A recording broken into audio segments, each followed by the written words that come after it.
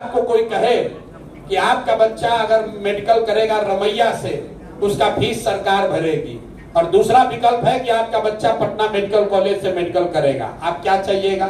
आप कहेगा भैया हमको फीस नहीं चाहिए, हमको पटना मेडिकल कॉलेज से मेडिकल कराना है। अगर आपसे कोई ये कह दे कि भैया आपको पटना मेडिकल कॉलेज में एडमिशन लेना है, पटना साइंस कॉलेज में बच्चे को पढ़ाना है कि एमएटी में पढ़ाना है, एमएटी में पढ़ाइएगा सरकार पैसा देगी, साइंस कॉलेज में पढ़ाइएगा पैसा सरकार नहीं देगी, तो आप क्या कहिएगा? भैया पैसा अपना जेब से लगेगा, लेकिन बच्चे को साइंस कॉलेज में पढ़ाना चाहते हैं, एमआईटी में नहीं भेजना चाहते। ये दुनिया भर में रिसर्च है।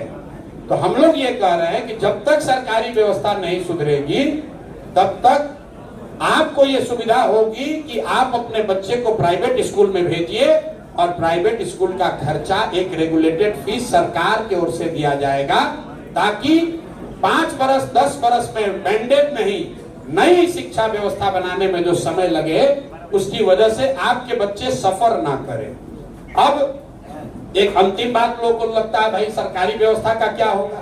भाई सरकारी व्यवस्था भी मुफ्त नहीं है, ये आपका भ्रम है कि सरकारी विद्यालय मुफ्त है। बिहार में प्राइमरी स्कूल में एक बच्चे को, सरकारी विद्यालय जो प्राथमिक विद्यालय है उसमें एक बच्चे को पढ़ाने का खर्चा है 864 रुपया। ध्यान रखिए, ये आपको कोई नहीं बताएगा, कहीं पढ़िएगा दैनिक जागरण हिंदुस्तान में नहीं पढ़ने को मिलेगा। 864 रुपया आपका, हमारा बिहार सरकार का टैक्स का पैसा खर्च होता है एक प्राथमिक विद्यालय के बच्चे पर, और पर मंथ। और वहां पर प्राइवेट स्कूल का फीस क्या है? 400, 500, 600। गांव में हम बात कर रहे हैं। तो ऐसा नहीं है कि सरकारी विद्यालय फ्री है। जो सरकारी टीचर है वो 80,000 रुपया ले रहा है, नहीं पढ़ा रहा है, और वही आदमी जब प्राइवेट में पढ़ाता है 20,000 रुपया ले रहा है और पढ़ा रहा है। तो सरकारी व्यवस्था मुफ्त नहीं है। जन सुराज की सोच ये है कि अगले 10 वर्ष में हर प्रखंड में 10 नेतरहाट के स्तर के विद्यालय बनाए जाएं, और 10 वर्ष तक बच्चे सफर न करें, इसके लिए उनको प्राइवेट में पढ़ने की सुविधा दी जाए। तो शिक्षा को सुधारने का, प्राइमरी विद्यालय को, किसी ने कहा, तेजस्वी यादव ने कहा शायद, कि हम वर्ल्ड क्लास यूनिवर्सिटी बनाएंगे। हम अभी यूनिवर्सिटी की बात नहीं कर रहे हैं। इसका मतलब ये नहीं कि हमारा यूनिवर्सिटी पर ध्यान नहीं है, लेकिन आप बात को समझिए। बिहार में 10% बच्चे ही, 10% से कम बच्चे ही 12वीं क्लास पास करते हैं। दलितों की, मुसलमानों की, पिछड़ों की बात करने वाले लोग, जो अभी किसी ने कहा कि सरकार जांच कराती है, रिपोर्ट लाती है, उसको पढ़ती भी नहीं है। अभी जातीय जनगणना हुआ, उसमें निकल कर आया कि आज भी बिहार में 3% दलित समाज के बच्चे ही 12वीं पास करते हैं, 5% अति पिछड़ा समाज और 7% मुसलमानों के बच्चे ही 12वीं पास कर रहे हैं। और आपके रहनुमा कह रहे हैं हम वर्ल्ड क्लास यूनिवर्सिटी बनाएंगे। तो हमारा सवाल यह है, भाई जब हमारा बच्चा 12वीं पासे नहीं करेगा तो वर्ल्ड क्लास यूनिवर्सिटी में कौन पढ़ेगा? तो पहले बिहार में जरूरत है स्कूल के एजुकेशन को ठीक करने का, और ये भी साइंस है। अगर आप 15 साल तक के बच्चे को आपने ठीक पढ़ा दिया तो वो दुनिया में किसी भी व्यवस्था में अपनी जगह बना सकता है। 10वां तक अगर आप बढ़िया पढ़ लिए तो कोई भी व्यवस्था पर आप बोझ नहीं बनिएगा। इसलिए जन सुराज की सोच है कि 15 साल तक के बच्चों के लिए बिहार में इतनी अच्छी शिक्षा की व्यवस्था बना दी जाए कि वो जीवन में आगे कभी चलकर बिहार की व्यवस्था पर, देश पर बोझ न बने। अब दूसरी बात, जो लोग 15 से ऊपर चले गए, रोजगार का पलायन की जो बात है, बहुत आदमी कह रहा है ऐसे ही कह रहे हैं, कैसे रोक देंगे पलायन? बिल्कुल 1 साल में पलायन को रोक दिया जाएगा। कैसे रुकेगा पलायन? क्योंकि आपको समझना है पलायन के सभी पहलुओं को। पलायन सिर्फ श्रम का नहीं है, व्यक्ति का पलायन नहीं है। बिहार से सबसे बड़ा पूंजी का पलायन है। पूंजी मतलब जो पैसा आप बैंक में रखते हैं, वहां से बैंक हर साल 2.5 लाख करोड़ रुपया बाहर भेजते हैं। पिछले साल बिहार में लोगों ने, यहाँ की गरीब जनता ने 4.5 लाख करोड़ रुपया बैंक में रखा। कितना? 4.5 लाख करोड़। और बैंकों ने आपको लोन के तौर पर, ऋण के तौर पर कितना पैसा दिया? 1,61,000 करोड़। बाकी का पैसा कहाँ गया? बाकी का पैसा बैंक वाला यहाँ कमरा में थोड़ी न रखा है। इस पैसे को बैंक वालों ने भेज दिया गुजरात, तमिलनाडु, आंध्र प्रदेश, तेलंगाना, केरल, जहां पर बिजनेस एक्टिविटी हो रही है, जहां रोजगार के अवसर है।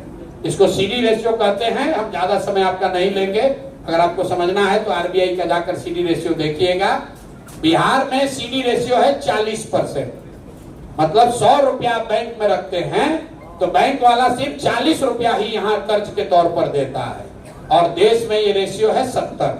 और जो राज्य आगे हैं, तेलंगाना में 80, आंध्र प्रदेश में 105, तमिलनाडु में 95, गुजरात में 94, केरल में 98, ये वहां का सीडी रेशियो है। तो बिहार में आपको बाहर से पैसा चाहिए, लेकिन उससे पहले जरूरत इस बात की है कि जो पैसा हमारा आपका है वो बैंक वाले अगर बिहार में लोगों को देने लगे तो उसी से 2 से 2.5 लाख करोड़ रुपया एक्स्ट्रा हर साल यहाँ उपलब्ध होगा। तो जनसुराज ये कह रहा है कि 6 महीना के अंदर सीडी रेशियो को राष्ट्रीय औसत के बराबर भी अगर कर दिया जाए, 70% भी कर दिया जाए, तो बिहार में हर वर्ष 2 से 2.5 लाख करोड़ रुपया बैंकों के जरिए आपको मिलने लगेगा।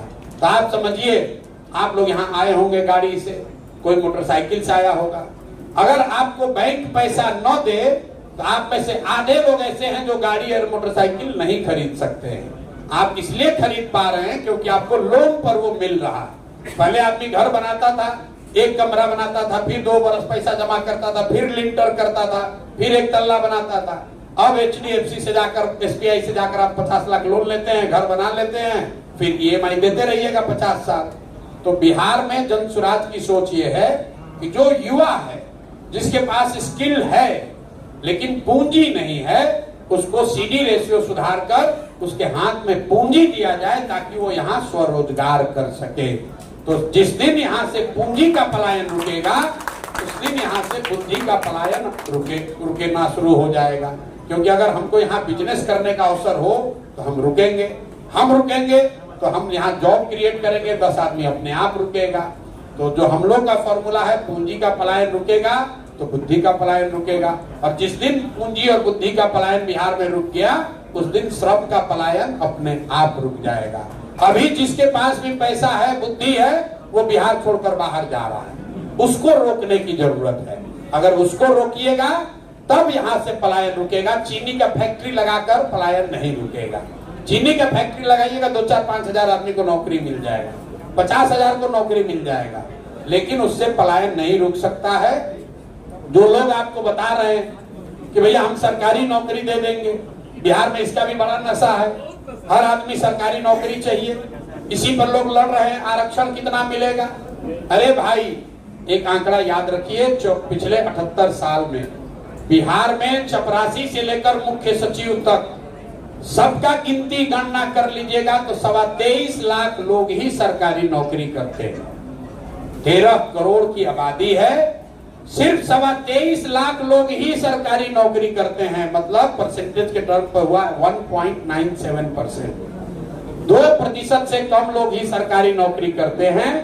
तो इसलिए सरकारी नौकरी के जरिए सबको कुछ मिल जाएगा, ऐसा कभी भ्रम मत पालिए। और ये भी नहीं है कि बिहार में ऐसा है, देश के लेवल पर भी 3.3% लोग ही सरकारी नौकरी करते हैं।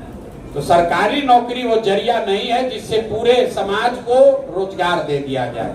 रोजगार देने का उपाय एक ही है, आप बच्चों को बढ़िया पढ़ाइए, और जब वो पढ़ लिख जाए, अपने पैर पर खड़े होने की स्थिति में आ जाए, तो उनके हाथ में व्यवस्था हो, पूंजी हो, ताकि वो स्वरोजगार कर सके। तो ये जनसुराज का मॉडल है। हम लोग सरकारी नौकरियों की बात नहीं करते हैं। ये बेवकूफ बनाने वाली बात है कि हम आएंगे 5 लाख नौकरी दे देंगे, उसी में पूरा लोग अजुराया हुआ है। अमेरिका में मुसल्लापुर घाट तो नहीं है जहां पर कि सब लोग रेलवे का परीक्षा देने के लिए कंपटीशन कर रहा है। अरे भाई, यहाँ ऐसा लोगों को मति भ्रम हो गया है, आरक्षण के लिए लड़ा जा रहा है। अरे भाई, हम कह रहे 100% आरक्षण कर दो।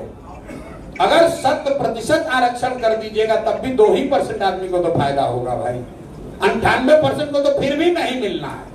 उसी के लिए सब लोग मारामारी किया हुआ है। 30 वर्ष से समाज को लड़ा के अगड़ा, पिछड़ा, अति पिछड़ा, एनेक्सर 1, एनेक्सर 3, एनेक्सर 5, उसी में लोग लड़े जा रहा है पिछला 20 वर्ष से।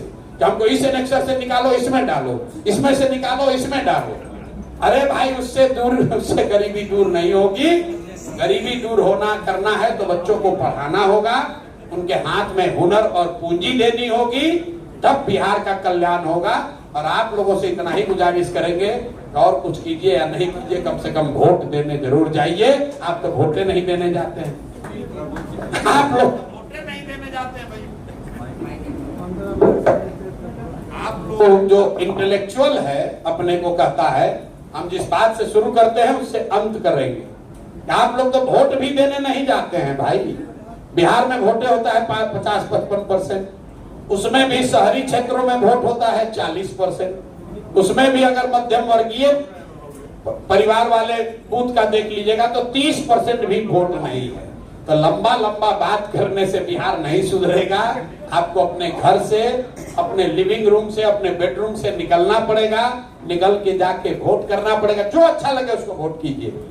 हम रोज कह रहे हैं, अगर जन सुराज से भी कोई खराब खड़ा हो जाए उसको भी हराइए, उसको भी वोट मत दीजिए। वोट अच्छे आदमी को दीजिए, जो भी जिस दल से अच्छा खड़ा है, जिस दल से अच्छा आदमी खड़ा हो। किसी ने हमसे कहा कि भाई इतना बोल रहे हैं तो आप गलत आदमी को काहे टिकट देंगे? बिल्कुल दे सकते हैं भाई। आईएएस का परीक्षा होता है, सरकार लाखों लोगों का परीक्षा लेती है कि हम अच्छा ब्यूरोक्रेट चुनेंगे, अच्छा अधिकारी चुनेंगे। उसका प्रीलिम्स होता है, मेंस होता है, इंटरव्यू होता है, कितना जांच होता है। 20 लाख आदमी परीक्षा देता है, उसमें 100 आदमी आईएएस बनता है, उसमें से भी 80 को भ्रष्ट निकलता है भाई, है कि नहीं? तो हम कितनी भी प्रक्रिया बना ले, उसमें कुछ ना कुछ गलत आदमी आ सकता है। अब ये आप पर जिम्मेवारी है कि कोई गलत आदमी खड़ा हो गया, अगर जनसुराज से भी खड़ा हुआ तो उसको हराइए, उस व्यक्ति को जिताइए जो सही व्यक्ति है। अगर आप बालू माफिया, शराब माफिया को जाति, धर्म, भाजपा, लालू, नीतीश के नाम पर दीजिएगा तो जीत कर आएगा, तो आपके बच्चों से गलत ही कराएगा। इसलिए आपकी ये जिम्मेवारी है, सही का चुनाव कीजिए तो सही होगा, गलत का चुनाव कीजिएगा भैया गलत होगा। दूसरा और कोई फंडा उपाय है नहीं। अगर बिहार को सुधारना है तो हमको, आपको, सबको सुधारना होगा। प्रशांत किशोर के पास कोई अलादीन का चिराग नहीं है कि हम आएंगे और सब कुछ सुधर जाएगा। हम उन लोगों में से नहीं हैं जो कह रहा है कि हम आएंगे तो बिहार को नंबर 1 बना देंगे। यहाँ तेजस्वी जी गए घूमने स्कॉटलैंड, वहां से आए तो यहाँ पर कभी जा रहे थे, बोला ये देखिए तो ये भी तो स्कॉटलैंड जैसा दिखता है। तो बोला हाँ, बिहार को भी स्कॉटलैंड बना सकते हैं। नहीं बना सकते। मोदी जी आए, देखिए कितना बढ़िया ज्ञान दिए। बोले अब मोतिहारी को मुंबई बना दूंगा, संथाल परगना को सूरत बना दूंगा। अब जरा सोचिए इसके पीछे कितनी बड़ी सोच है मोदी जी की। एम से मुंबई, एम से मोतिहारी, जी से गया, गया को क्या बनाने के लिए बोले हैं? गुरुग्राम। तो जी से गया, जी से गुरुग्राम। संथाल परगना एस, सूरत एस, तो संथाल परगना को सूरत बना देंगे। पी से पटना, पी से पुणे, तो भैया पी पटना, पटना को पुणे बना देंगे। अब पूरा जनता इसी में अजुरा गया। मोदी जी कहे हैं कि मोतिहारी को मुंबई बना देंगे। हम बोले भैया अच्छा, समुंदर भी ले आएंगे, मोतिहारी में समुंदर भी ले आएंगे, वहां तो तुम भी जाकर बीच फ्रंट वाला घर जमीन खरीद लो अभी से। अरे भाई ये मेयर तुकबंदी है। आज मुझे किसी ने लिख के भेजा, भैया बोलिए कि अगली बार मोदी जी आएंगे तो कहेंगे बेगूसराय को बंगलोर बना देंगे। दोनों पीछे है भाई। किसी ने लिख के दिया कि मोतिहारी को मुंबई। आप इसको अभी आप लोग ध्यान नहीं दिए होंगे लगता है, आप लोग लग रहा है क्या बतिया रहे। मोदी जी कल आकर बोले मोतिहारी को मुंबई, दोनों एम से मोतिहारी, एम से मुंबई, पी से पटना, पी से पुणे। तो कहे भैया बिहार का जितना शहर है उसका खोजो। कोई लिखने वाले ने बताया सर पी से पटना, पी से पुणे। अच्छा ठीक है, पटना को पुणे बना दो।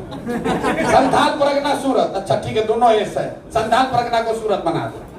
एम से मोतिहारी, एम से मुंबई। ऐसा ही किसी ने, अब नाम नहीं बताएंगे किसने लिखा था, काशी को क्योटो बना देंगे। वो भी के से काशी, के से क्योटो था। तो वैसे ही क्योटो था ना जापान वाला, तो वही वाला लाइनवा कोई लिख दिया है, 4 बजे खिला कर बोल गए मोतिहारी में। तो मेरे भाई ये सब बात चलती रहेगी। अभी फिर कोई कहेगा आप काहे पर्सनल अटैक कर रहे हैं। पर्सनल अटैक नहीं कर रहे हैं। जनता को कोई नेता बेवकूफ नहीं बना रहा है, जनता खुद ही बेवकूफ बनने के लिए तैयार बैठी हुई। और भैया हमको आओ भैया, हमको हम लोग मजा ले रहे हैं कि मोतिहारी को मुंबई बना देंगे मोदी जी। भाई कम से कम 1 मिनट रह के सोच तो लो। तेजस्वी जी ने कहा मैं 2500 रुपया दे दूंगा सबको। चलिए तेजस्वी जी तो कुछ कर सकते हैं, लेकिन हमने कांग्रेस के लोगों को कहा कि भाई चिदम्बरम जी तो इतने बड़े इकोनॉमिस्ट हैं, अगर 2500 रुपया आप हर महिला को दीजिएगा बिहार में, तो 6 करोड़ महिला है, नाबालिग लड़कियों को हटा दीजिए तो 5 करोड़, करीब करीब 4 करोड़ 80 लाख महिला होती है। उसको हर महीने अगर 2500 रुपया दीजिएगा तो साल भर में बजट होगा 1.5 लाख करोड़ रुपया। अब बिहार सरकार में पैसा ही है 1 लाख करोड़, अब तुम कह रहे हो हम दे देंगे 1.5 लाख करोड़, और इसी के आधार पर पूरा बिहार वोट दे देगा, अब फिर कहेगा हमारा तो बातें नहीं पूरा किया। अरे भाई गलती उसका नहीं है, आपके हाथ में भी तो कैलकुलेटर है। कैलकुलेटर नहीं है, मोबाइल तो है, उसमें कैलकुलेटर है, जरा गुणा कीजिए तो। अगर 5 करोड़ आदमी को 2500 रुपया हर महीना दिया जाएगा तो 1.5 लाख करोड़ रुपया होता है। ये कहां से आएगा? राहुल गांधी आकर बोले, कोई ये पूछने वाला नहीं है कि भाई इतना बड़ा सौगात, इतनी अच्छी बात आप कर्नाटक में काहे नहीं लागू कर रहे हो जहां तुम्हारी सरकार है? कर्नाटक में तो बिहार से ज्यादा पैसा है। भाई तेलंगाना हिमाचल में क्यों नहीं लागू कर रहे हो? इतना बड़ा बढ़िया ज्ञान आप खाली बिहार के लिए काहे रखे हैं? अब इसी पर याद आया, किसी ने शराबबंदी पर सवाल पूछा है। मेरे भाई शराबबंदी पर बाकी बहस छोड़ दीजिए, कम से कम इतना तो पूछिए कि शराबबंदी से अगर महिलाओं का इतना एम्पावरमेंट हो रहा है तो बिहार के साथ साथ देश के दूसरे राज्यों की महिलाओं का एम्पावरमेंट क्यों नहीं किया जा रहा है?